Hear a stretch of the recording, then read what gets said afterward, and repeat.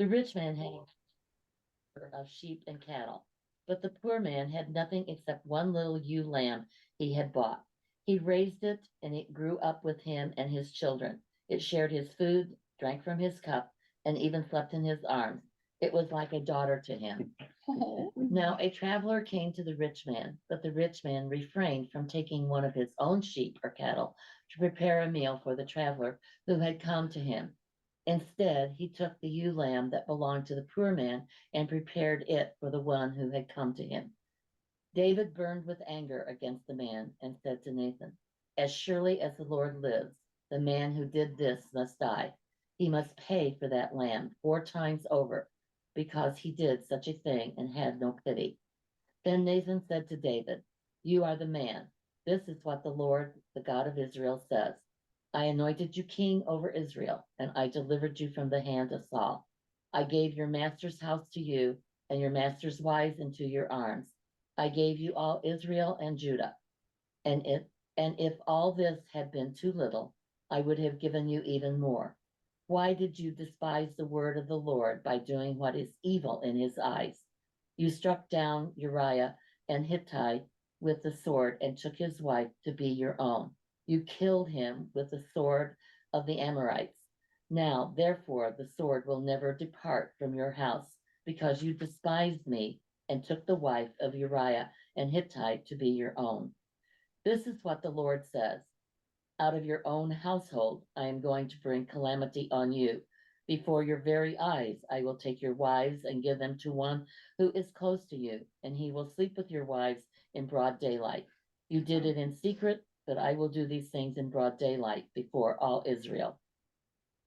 Then David said to Nathan, I have sinned against the Lord. Nathan replied, the Lord has taken away your sin. You are not going to die, but because by doing this, you have shown utter contempt for the Lord, the son born to you will die. Do you want me to stop there? To read? No, that's a great Okay. stop. Thank you. Yeah. Mhm. Okay. What do you think? Some things to unpack in there. Yeah. Kind of like as you sow, so shall you reap. Yeah, exactly. Right.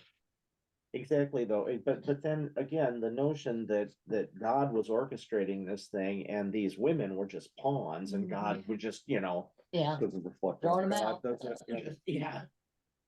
That's a good example of something where you have every right to be curious about whether the Lord literally said these things or not. Correct. You know, this Yeah. this is the game of telephone. Mhm. Somebody said this, they said this, who said this, and this is a book composed by men. So they're thinking like, remember, this is the same book. Well, part one, the same book that dealt with the hemorrhoids Mhm. of the Philistines. So there's always that layer of what's the most humiliating thing a man can go through is what they're thinking here, in this terms of storytelling. Well, the most embarrassing thing for someone who's, defiled or disrespected the Lord is, why don't I take his wives away and give them to his friend and have sex with them in broad daylight. Yikes. So I'm just saying it's okay to at the very least be circumspect as to whether or not that's a decree from God Almighty. Mhm. Well, it kind of implies that God Almighty sanctions Right. the extreme misogyny and patriarchy of the Hebrews at the time. Exactly. And, Yep. or maybe Condones it. looking at it the other way is that the Hebrews were justifying all this stuff because after all, God sanctioned it. Sure, exactly. I think that's great. And it also reinforces, since his son's gonna die, that somehow if you have a child that dies in birth or has any kind of That's a great point, whatever, Barb. that it's because you wronged God. Mhm. Yeah. Right. Right. And we were talking, maybe it was last week or two, Yeah. we talked about Right. that before, Mhm. about Right. how. When things happen to you or Right. happen to The somebody, sins of the father. it's Yeah, yeah, it's your fault that it Yeah. happened. Right. God's getting Which even with you. remains not dominant, but a strand of Christianity really does believe that too. Mhm. But see how it's very contextual to the ancient Hebrews and a Well, limited understanding of. And where I how grew God up in works. central Illinois and Indiana, that is very common. Oh yeah. That when something bad happens to you or somebody in your family, somebody did something and Yeah. God's getting even. Right. Mm-hmm. Right, exactly. I mean, it's a little bit different Yeah. in that part of the country. Was, someone at home? I thought I heard a voice about to Yeah, speak. I just Go have a ahead. question. I had a question. Did Bathsheba have any other children from Uriah the Hittite? I don't think so, but I Do can't we- say for sure. I think not. Probably not, but I just, they don't mention it in anywhere that I remember, but I was just thinking My that, co-host is Googling it. I'll try. Does feel like we're hosting a TV show sometimes. Mhm. Yeah. Mhm. And we'll be back I'll be after a off word from camera. our sponsors. Yeah. Yeah. I think speaking of the well, for those tuning in after the fact, missed our discussion, and we're talking about Samuel 12. Now I do sound like a talk show host. We before we went to a commercial break, we were talking about the misadventures of teenagers and perhaps the scouts playing a little fun in the bathroom here. And you kind of have to laugh because the other thing is that same age group would love the NRSV translation of verse 7:1. You are the man. You are the man, Nathan told David. But then, be wary of a prophet who begins with praise, because he's buttering him up to tell him some tough love and remind him of the things he's done. And the key here is that David does repent. I've sinned against the Lord. And the very next line, the Lord has removed your sin.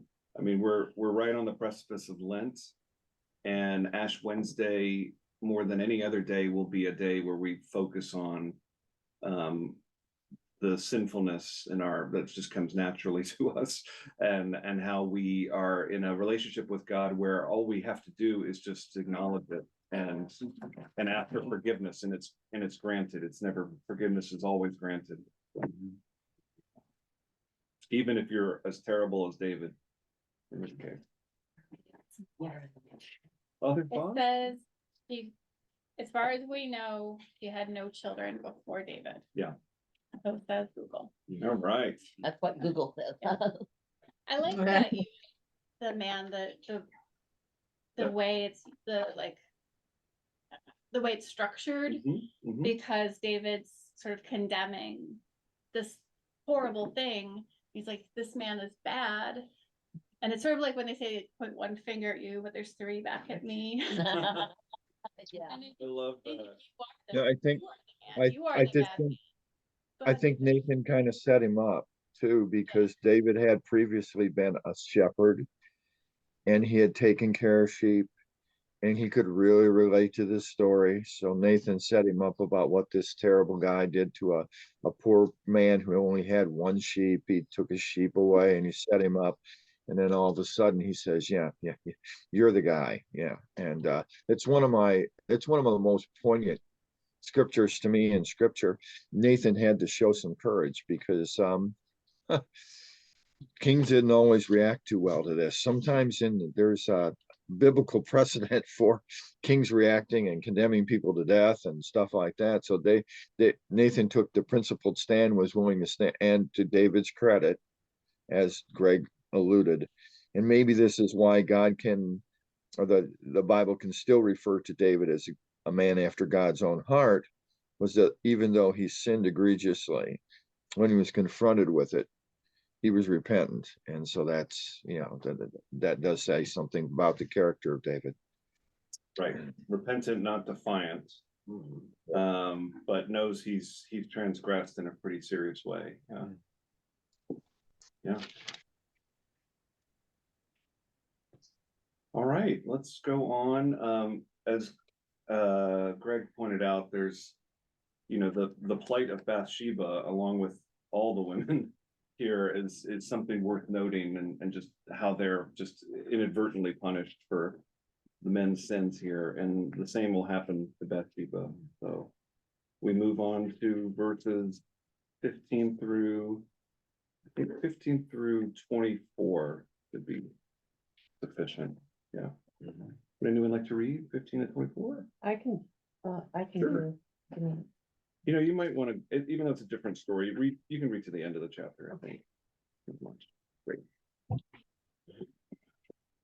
After Nathan went home, God afflicted the child that Uriah's wife bore to David, and he came down sick.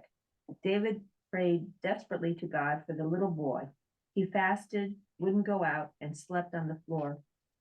The elders in his family came in and tried to get him off the floor, but he wouldn't budge, nor could they get him to eat anything. On the seventh day, the child died. David's servants were afraid to tell him. They said, "What do we do now? While the child was living, he wouldn't listen to a word we said. Now with the child dead, if we speak to him, there's no telling what he'll do." David noticed that the servants were whispering behind his back and realized that the boy must have died. He asked the servants, "Is the boy dead?" "Yes," they answered. "He's dead." David got up from the floor, washed his face, combed his hair, and put on a fresh change of clothes, then went into the sanctuary and worshiped. Then he came home and asked for something to eat. They set it before him, and he ate. His servants asked him, "What's going on with you? While the child was alive, you fasted and wept and stayed up all night.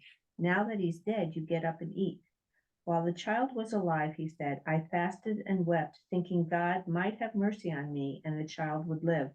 But now that he's dead, why fast? Can I bring him back now? I can go to him, but he can't come to me." David went and comforted his wife Bathsheba, and when he slept with her, they conceived a son. When he was born, they named him Solomon. God had a special love for him and sent word to Nathan, the prophet, that God wanted him named Jedediah. Jedediah, God's beloved. Oh, this is still, they Mhm. break here in my, like, Yep. okay. That's fine, yeah. Okay. Joab at war in Rabbah against the Ammonites captured the royal city. He sent messengers to David saying, "I'm fighting at Rabbah and I've just captured the city's water supply. Hurry and get the rest of the troops together and set up camp here at the city and complete the capture yourself. Otherwise, I'll capture it and get all the credit instead of you." So David marshaled all the troops, went to Rabbah and fought and captured it. He took the crown from the king's head, very heavy with gold and with a precious stone in it. It ended up on David's head, and they plundered the city, carrying off a great quantity of loot. David emptied the city of its people and put them to slave labor using saws, picks, and axes, and making bricks. He did this to all the Ammonite cities. Then David and the whole army returned to Jerusalem. Okay. Well, you can tackle whatever you want, but maybe for our purposes, the story of the child of Bathsheba and David. It's not named. What do you think of that? The tough passage. Especially given all the things we said about, whether or not you believe this is God's punishment. And this is a story that says that God does punish in this way. One account.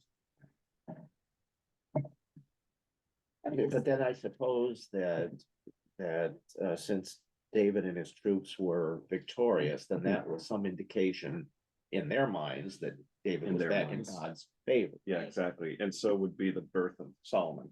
Correct. Mhm. Yeah, Correct. yeah. That, Was kind of like David had his punishment, but now things were yeah, rosy again. yes. Been to the But valley. and was you know finding what this whole end part reminds me of? The Nazis during World War II, out. Yeah, because they did, basically enslave the Jews sure. and others, Mhm. Right. and they did plummet and take everything from every city that they took. Right. I mean, they found tons of things hidden that, Yeah. Yeah. of value that were taken. It just reminded me of that, and I'm thinking, geez, it's here, Yeah, and then how many centuries later right. were we Exactly. still seeing that Exactly. type of Yeah. activity? I think it went throughout human history. Right, oh, yeah, I mean, look at the and that's Crusades. just one that comes, the Crusade, Yeah. that's just one that immediately came to my mind. Mhm. It's true. So was there a long, I stopped because I thought this was a different Chapter or something, Chapter. yeah. Exactly. So what, so there must have been a long period of time, like between one and the other, Yep, because. yep. I think so. I think some because time Solomon passed. had- Yeah, they've now is got a a bit new baby, baby. and- It doesn't say when. It says meanwhile. Yeah. But the meanwhile doesn't mean literally at the same time. It's probably, this is all kind of montaging over Mm. several years. I was thinking of the contrast between David's response to losing this little boy Mhm. and his response to like when Jonathan died or when Saul died. There's no song written.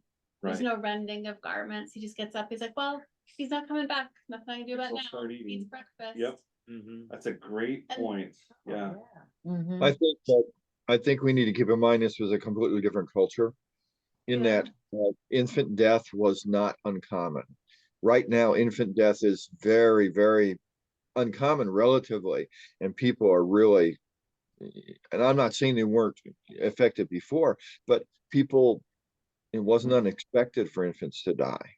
And people had a lot of children because children died. And Yeah. so the way we view things now is a little different. It's part of our evolving view of God and just life in general, that we look at things completely differently than they did then. It does seem kind of hard-hearted, I understand. Yeah, Right. but No, it definitely, Charity's hit the nerve on David's process for mourning and his rationale for the mourning is Yeah. different than what it was before. And in very much it is, I read it as he's being very transactional with God, which is something we really should try to start to get away from, that kind of karma talk, of like, Mhm. come on, God, just give me this one and I promise I'll join the priesthood, or whatever. Just let this child live. I'll fast. I'll do whatever it takes, and he misses the point of fasting. Again, Mhm. what a beautiful tee up for Lent coming around the corner, and we're gonna get a reading on Ash Wednesday that we hear every year that basically says, don't flaunt your fastingness and your piety.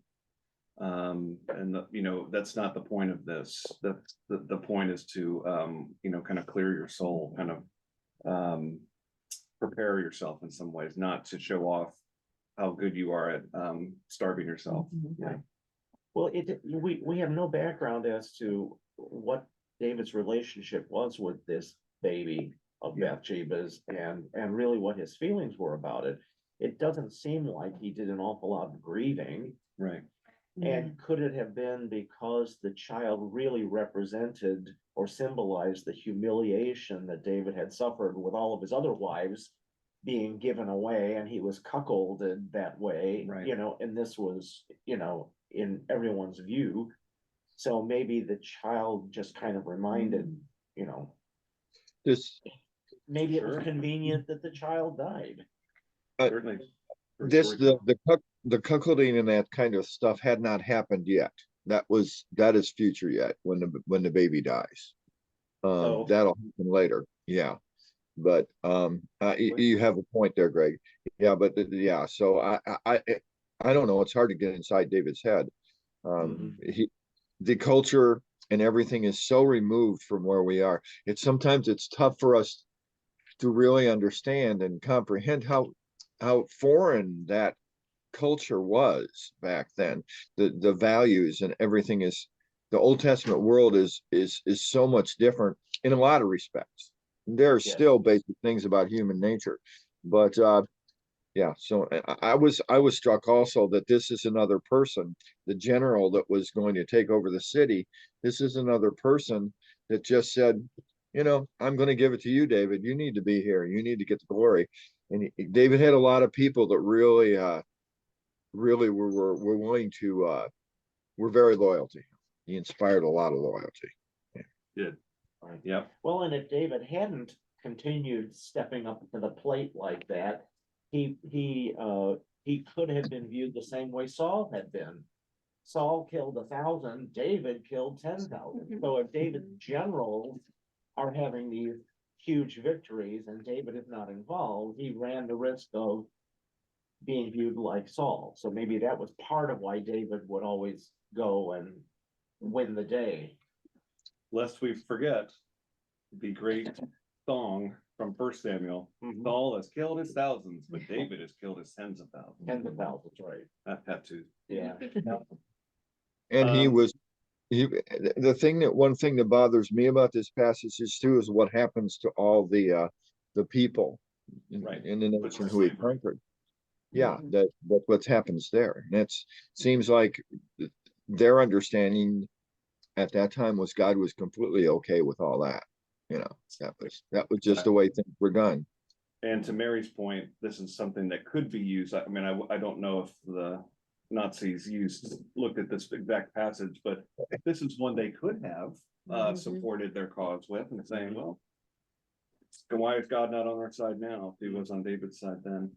I want to point out from a resource I have, I sometimes use called Bible Women. Mhm. It's not a commentary per se, it's just about kind of background and details on most of the women in the Bible. But they had this kind of interesting passage here about Bathsheba and David, and something that our David just said reminded me of this too. So let me read this to you if you don't mind. Stories that involve King David are difficult to interpret. They are, after all, about David and the dynamics of palace life some 3,000 years ago. Whether he is being persecuted by Saul, lusting after Bathsheba, playing songs on his harp, killing Goliath, mourning the death of a child, leading the way in battle, or dancing before the ark, Scripture sets David as the central and golden figure at this time in Israel's history. Given this David lens, it is difficult to accurately judge the reactions and emotions of Bathsheba. Is it reasonable to think that she might have been unhappy about being summoned to the palace? Did David rape her? Was she grief-stricken over the event? Sex with David was hardly consensual, as she had no right to refuse him. The power was all in his hands. David could take whomever he wanted, even the wife of his general. Power dynamics are still at the heart of sexual violence. When populations of women are raped, often in war, the message is usually meant for the men of the land. We have invaded and conquered both your land and your women. This was true in biblical times, and especially during David's and Solomon's tenure. It is not known if Bathsheba loved Uriah or David. There is no mention of how she feels. She could have seen David on the palace roof and wanted to be with him. Or she could have loved Uriah dearly and have been horrified upon losing him to such treachery. How could she have managed to sleep with the one who arranged for her husband to be killed is very hard to imagine. We do know that God was not pleased with David's crimes of adultery and punished him by causing the death of Bathsheba's firstborn. And again, the trauma for Bathsheba must have been overwhelming. After the initial turmoil and sorrow, Bathsheba became a favored wife, a court presence, an advisor, a diplomat, and a queen mother. And like so many other women of the Bible, she was indeed a survivor. This is true. And I might have to be reading from this book in a few moments because we're about to meet another significant female character. It's interesting though that that book points out Bathsheba's grief over the loss of the child, Exactly. where this only refers to David. Right, exactly. Yeah. She's doing something really, this editor is doing something that, if I can do another tee up, is going to be the focus of our Lenten book for the Adult Forum, which is a book called Silence, and about the characters in the Bible who were silenced throughout, and or whose stories are not told. You know, I think again, from a female point of view, you have an authentic read of what we just read, saying, yeah, but the story that's not being told here is what is this woman going through. And without that, we have all the possibilities to choose from and the likelihoods that you're probably dealing with some significant trauma and grief. Yeah. Those are valid too. You know, it's not, it's kind of like what I said on Sunday in a sermon, you know, the Bible contains all things necessary for salvation. It also contains some things not necessary. Well, it also doesn't contain things that are quite possibly very important to our faith. And because of who tells the story, who gets to tell the story. Just one quick comment, Greg, a lot of these things we've been discussing just points out the difficulty when we're using the Bible as a rule book or for moral guidance. I think we have to do that with a great deal of care. Although the background, religious background I came from is very strong in this, and I have to go through some mental gymnastics to separate moral law versus ceremonial law and things like that. But I think we have to be very careful when we do this, because the Bible, I think, well, as I mentioned before, it gives us examples of moral behavior, but sometimes examples of bad moral behavior are not necessarily condemned in the context. And so we have to be very careful. Beautifully said. Absolutely.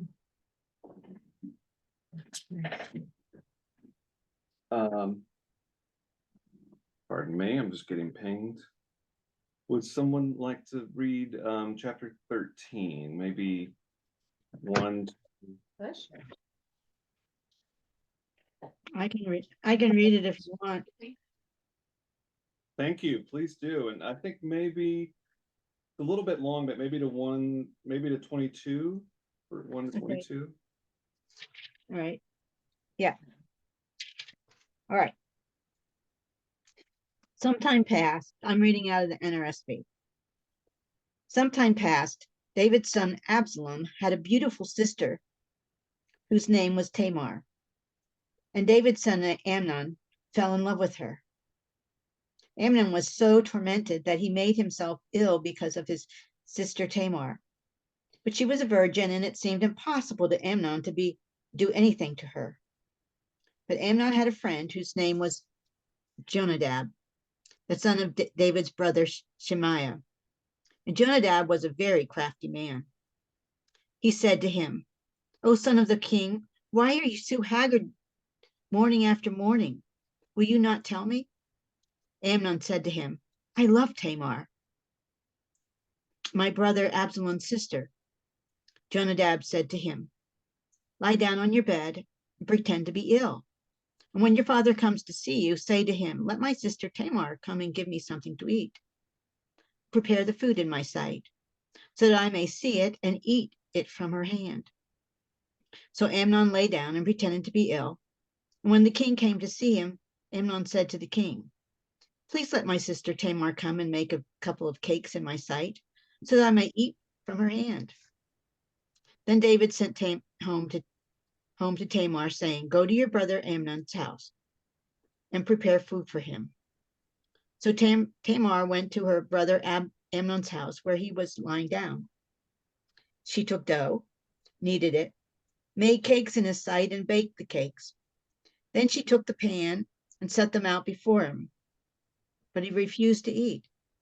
Amnon said, "Send out everyone from me." So everyone went out from him.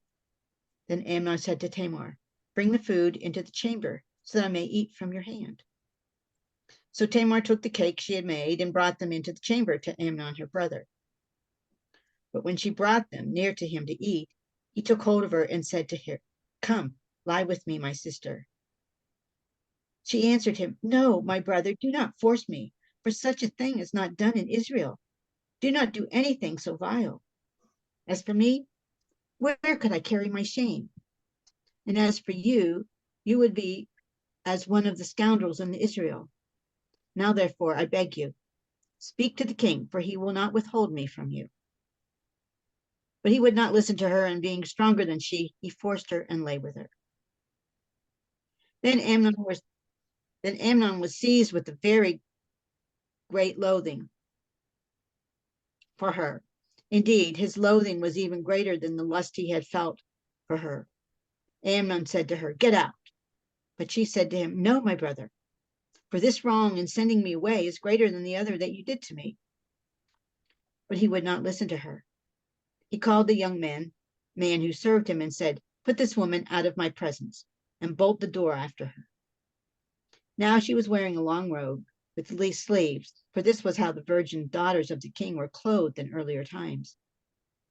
So his servant put her out, and she bolted the door after her. But Tamar put ashes on her head and tore the long robe that she was wearing. She put her hand on her head and went away crying aloud as she went. Her brother Absalom said to her, "Has Amnon your brother been with you?"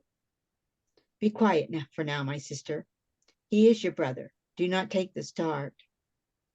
So Tamar remained a desolate woman in her brother Absalom's house. When King David heard of all these things, he became very angry. But he would not punish his son Amnon because he loved him, for he was his firstborn. But Absalom spoke to Amnon neither good nor bad, for Absalom hated Amnon because he had raped his sister Tamar. Wow. All right, Leslie, thank you for reading that. Not a difficult thing to read or listen to, for sure. Nice footnotes calls it a dark and tragic episode in David's story, and for that reason, it is not often read, studied, or preached.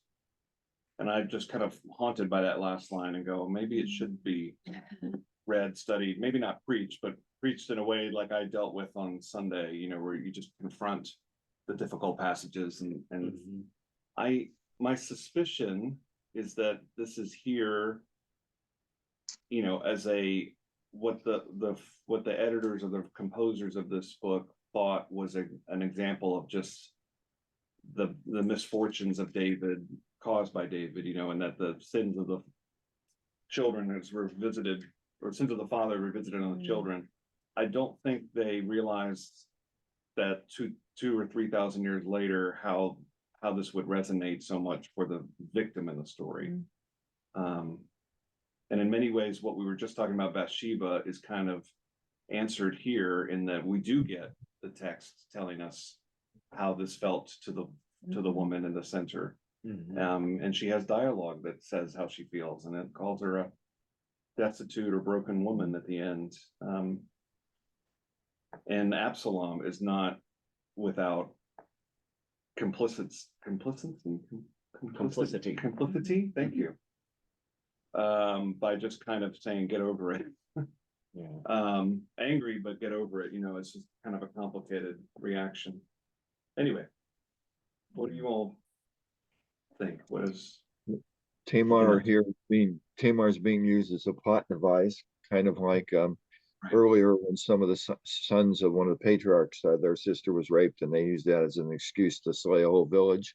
And she's being used as a plot device here to begin to prepare us for what Absalom's going to do. So, yeah.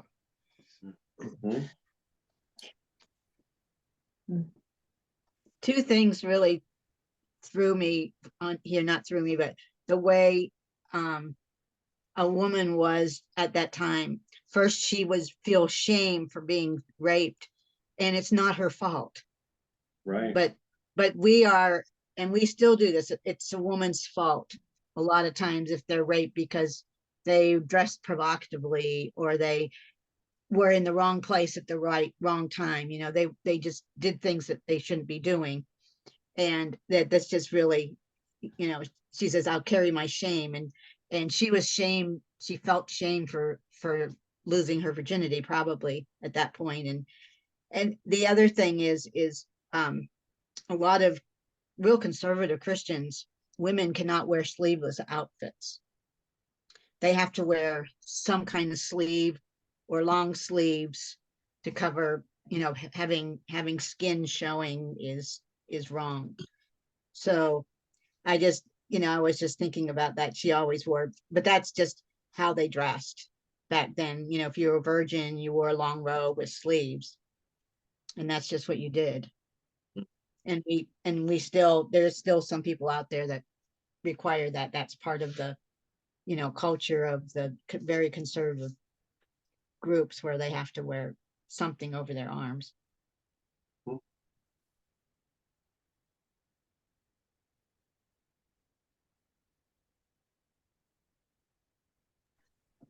And sadly, in some of these conservative cultures too, that women are not well protected. There's a lot of information that's come out recently of the frequency of sexual assault. And when these situations happen, the leaders in churches take advantage of women. Very often the leader is quickly forgiven, but the woman is kind of a pariah. And she's blamed. But you know, that's not the direct point of this scripture, but it still goes on today that women are in certain portions of our culture, they're not valued well either. They're more or less pawns there. Yeah, and the subjects of blame rather than sympathy. You have the women's book? Yeah. I wonder what they say about Tamar. It just says, the title is abuse, and then in 2 Samuel 13, story of manipulation, rape, and rejection, there's one lone voice of courage, resistance, and truth. Tamar will not be forgotten, despite all the abuses against her. Amnon abused Tamar by raping her. Jonadab abused Tamar by scheming with Amnon. Absalom abused Tamar by silencing her cries of pain. David abused Tamar by failing to hold Amnon accountable. Society abused Tamar by saying that a man can get away with rape and a woman must bear the shame and disgrace for the rest of her life.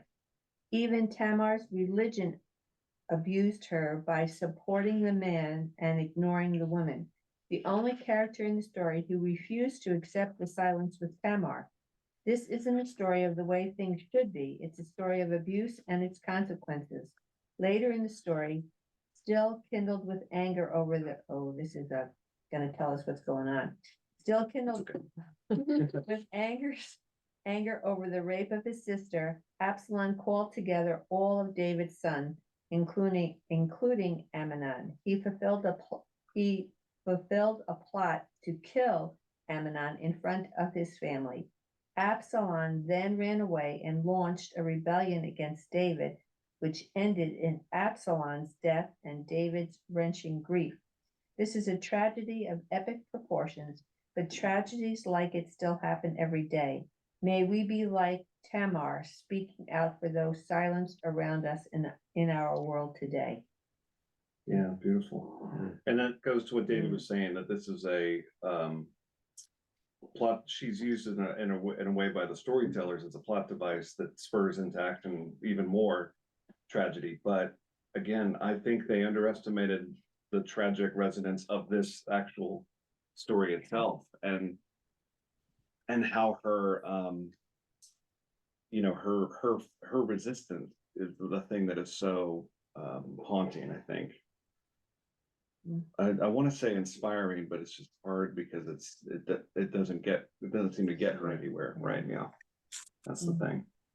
What I don't get at this is after he did the act, he wanted her, had nothing to do with her anymore. Yeah, I don't know why that didn't surprise me. Yeah. Seems like men, doesn't it? Yeah, he Got what I wanted, moving on, right? You're Yeah. done, I'm Yeah. done with you. Yeah. she's spoiled goods now, so she's not something to be desired. Exactly. Well, and he right. didn't want to deal with the consequences of what he just did. Right. He doesn't want to have to Yeah. look at her in the face. Exactly. Yeah. If I other her, if I pretend she's less than human, it's not.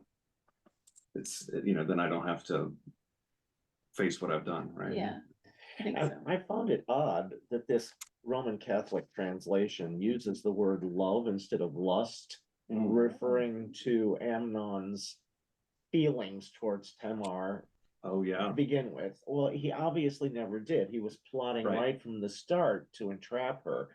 So why they would use the word love instead of lust is kind of interesting to me. Or kind of a softening of, Mhm. the Yes. culpability there in some Yeah. ways. Yeah. What I I- probably shouldn't further into that. I get accused of making fun of Catholics too much. Well, yeah. Not making fun, but No, I in this understand. case, holding them to task and being like, Right. it is lust, it's not love. Yeah, there's a Mhm. softened translation there, I think. Well, and it's doubtful that the same word could be interpreted so differently. I mean, the Amazing. original word. Right. But And even our some of face our, is love. it says love, Yeah. some of our translations for the act of rape are saying lie with, they're being coy. Mhm. But the more current translations, up-to-date ones, like the CEB translation from just 10 years ago, Uh-huh. says sex, rape, sex, I mean, it does not hide it. No soft peddling. there. Right, exactly. It's called rape in the Children's Living Bible. in the Children's Living Bible. Wow. Wow, that's. Her That's brother bizarre. Aslam asked her, "Is it true that Aman raped you? Don't be so upset since it's all in the family anyway. It's not anything to worry about." Gosh. That's what he's saying, though. That is what he's saying, but that when it's put in those words, Yeah, oh when you- boy, And it's bluntly put in the actual word.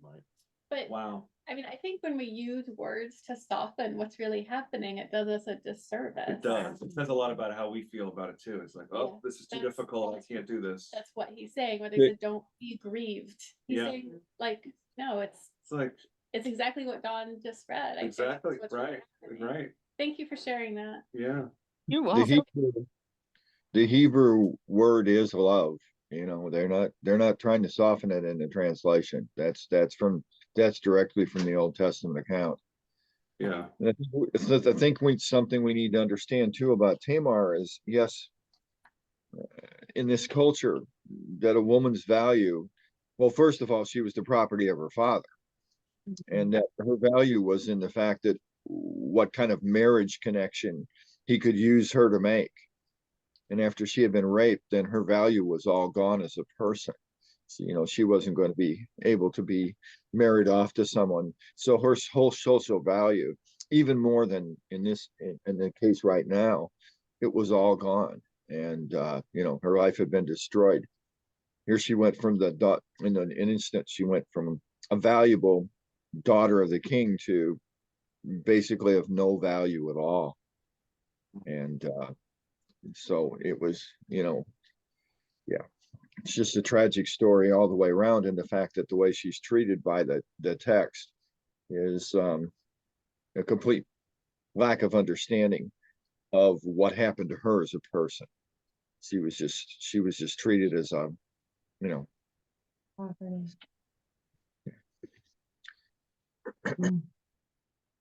I'm just looking at Hebrew. So please, other comments? No. This is so hard to read.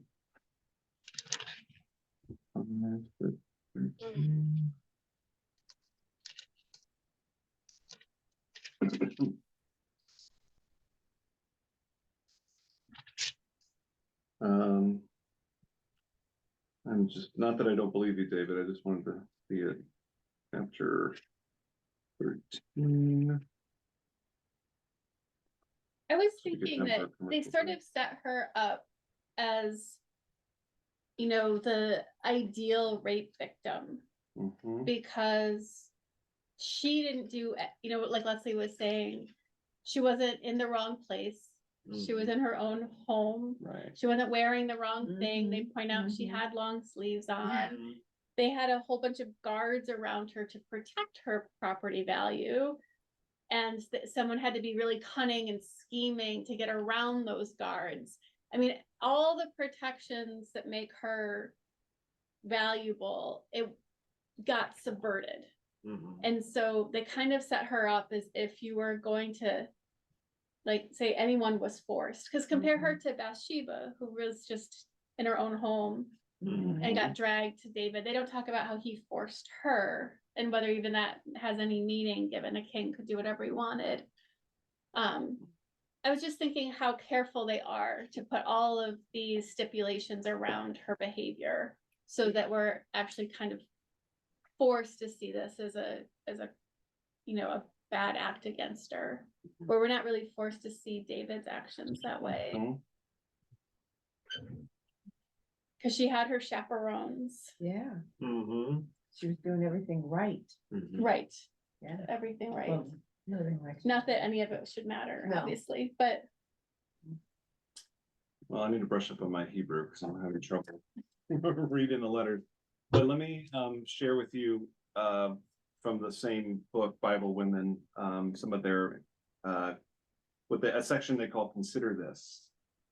This text is one of the several terribly dark stories about women in the Old Testament. Not only is Tamar raped by a half brother who was aided by a cousin, but there is no redemption for her, no light at the end of her nightmare. Her life has been destroyed. She experiences dysfunctional family systems at their worst. Her half brother rapes her and her cousin helps plan the crime. Her father does nothing. Her brother Absalom tells her to be quiet and then will kill Amnon, thus giving new life to family strife and hatred. And because of the murder, Absalom will be forced to flee into the wilderness for 3 years, and it is assumed that Tamar follows, for she took refuge with Absalom's family. Is there redemption for Tamar? Is there some goodness in life for her? The one small sliver of recognition after the rape may have been when Absalom names his daughter Tamar in chapter 14. But that is a small compensation for the loss of her innocent identity and future. The object of lust and the victim of sexual assault, Tamar is handed a life sentence of despair woven by her father, brothers, and male cousin. Like a butterfly trussed in a spider's web, there is no escape. She is pierced and wounded and disappears down the maw of brutal cultural norms, sexual violence, and powerful political ambitions. Unfortunately, this is not just a times gone past story. Life is still not easy for many women, especially those who suffer physical and emotional abuse. And sometimes, tragically, girls and women are still lost to the forces of evil, killed, starved, or beaten to death. Our hope for them is not only that we will be God's instruments to change such evil in the world, but also that in the resurrection, these women will pass into God's loving embrace, that they will hear the words, "Welcome, my daughter, I love you, you are safe here. You were created in my image, and I cherish you. Welcome, you are home." Powerful. And that section there about being pierced and wounded, I think, is to connect us to Jesus suffering on the cross, right? And then when you watch an unjust crime. Is it too much of a stretch to assume that Tamar was really just a very young girl? Probably not. I mean, considering how women were used as pawns for political marriages and this and that, it states that she was still a virgin and all that. Sure. But one can imagine that she might have only been 13 or 14, which just adds to the heinousness of it, really. Yeah. Innocence. Yes, for sure. Yeah, I would say that was probably true because the fact if she was older, she probably would have already been married off. Have been married Yeah. off some kind of a way, yeah. Mhm. Any other thoughts? David would want his dowry. Right. Yeah. I'll read from the Common English Bible, the rest of this chapter. Okay. 2 years later, Absalom was shearing sheep at Baal Hazor near Ephraim, and he invited all the king's sons. Absalom approached the king and said, "Your servant is shearing sheep. Would the king and his advisors please join me?" But the king said to Absalom, "No, my son, we shouldn't all go, or we would be a burden on you." Although Absalom urged him, the king wasn't willing to go, although he gave Absalom a blessing. Then Absalom said, "If you won't come, then let my brother Amnon go with us." "Why should he go with you?" they asked him. But Absalom urged him until he sent Amnon and all the other princes. Then Absalom made a banquet fit for a king. Absalom commanded his servants, "Be on the lookout. When Amnon is happy with wine and I tell you to strike Amnon down, then kill him. Don't be afraid, because I myself am giving you the order. Be brave and strong men." So Absalom's servants did to Amnon just what he had commanded. Then all the princes got up, jumped onto their mules, and fled. While they were on their way, the report came to David, "Absalom has killed all the princes, not one remains." The king got up, tore his garments, and lay on the ground. All his servants stood near him, their garments torn as well. But Jonadab, the son of David's brother Shimeah, said, "My master shouldn't think that all the young princes have been killed. Only Amnon is dead. This has been Absalom's plan ever since the day Amnon raped his sister Tamar. So don't let this bother you, my master. Don't think that all the princes are dead, because only Amnon is dead, and Absalom has fled." Just then, the young man on watch looked up and saw many people coming on the road behind him alongside the mountain. Jonadab told the king, "Look, the princes are coming, just as I, your servant, said they would." When Jonadab finished speaking, the princes arrived. They broke into loud crying, and the king and his servants cried hard as well. Meanwhile, Absalom has fled and gone to Geshur's king Talmai, Ammihud's son. David mourned for his son a long time, but Absalom, after fleeing Geshur, stayed there for 3 years. Then the king's desire to go out after Absalom faded away because he had gotten over Amnon's death. Well, glad the king got over Amnon's death. Jonadab's right at the center of this, this part here too, just as he was at the center of the plot for Amnon to seduce his sister. He is, and while lots of young men have been named David and some even Absalom, I don't know, there's not many Jonadabs out there. Might be a reason for that. Or is that a name for John? Yeah, I don't know. It's definitely some kind of variation, right? Seems like it. Well, in there's lots- English. In English, at least, right?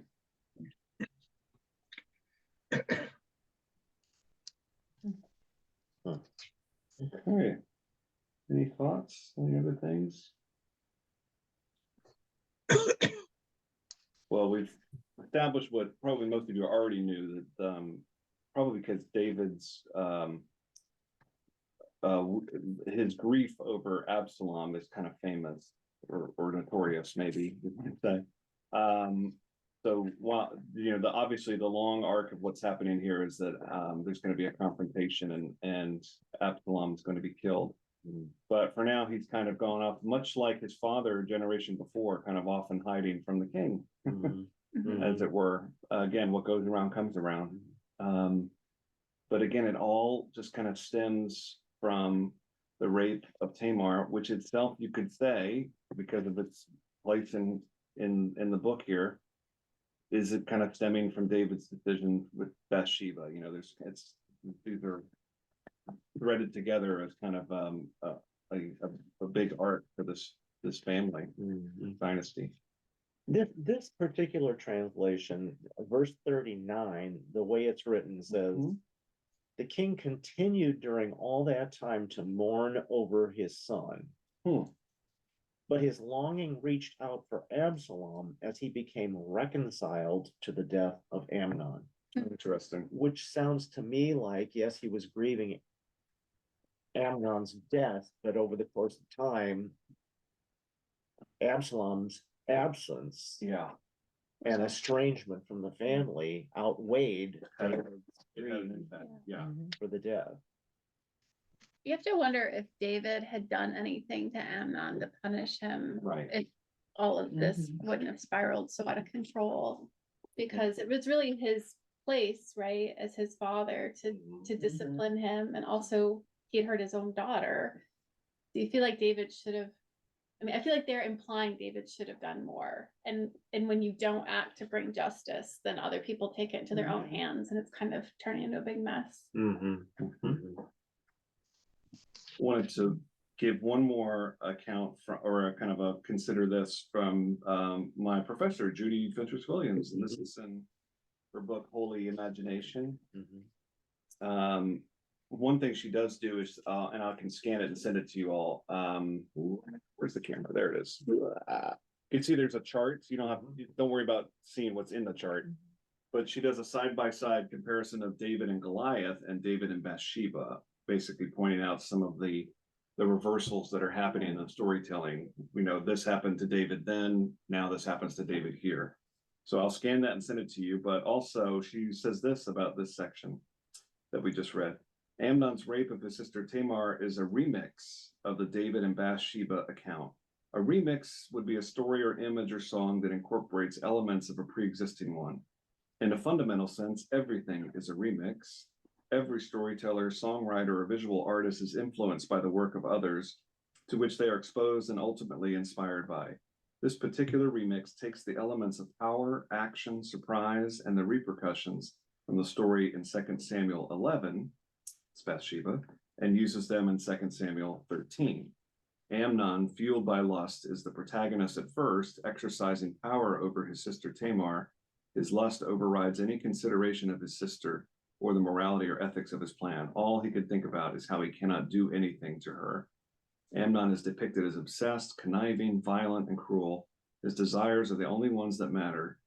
In the story, he is joined by a yes man who does not challenge him in his quest to rape and insult, quote unquote, reminiscent of Goliath insulting Israel, Tamar. Let's see, and there's more to that, but I'll scan it and send it to you all. Mhm. But I'd like the idea of it being a remix in many ways, you know, not just an echo, but taking the plot points and kind of doing a new version of it. Again, in that kind of under the banner of the sins of the father repeated on the sins of the, which is a huge theme in our faith as well. Mhm, mhm. Any other thoughts, anyone? That's it for now. That was a heavy day. Yeah. I can't promise it's gonna get lighter, but I don't think there's gonna be as many. Bible study Next week? Yeah, I think so. I think We'll so. just go to. Yeah, and then we'll do the ashes at 12. Perfect. So next week is Ash Oh, is Wednesday. it really already? It's already here. So we do a noon service and evening service at 7 with music. Tuesday night is. And that means Tuesday's pancake supper. Woohoo. Yes, bring me the grill. All right. Take care, everyone. Bye-bye. Bye.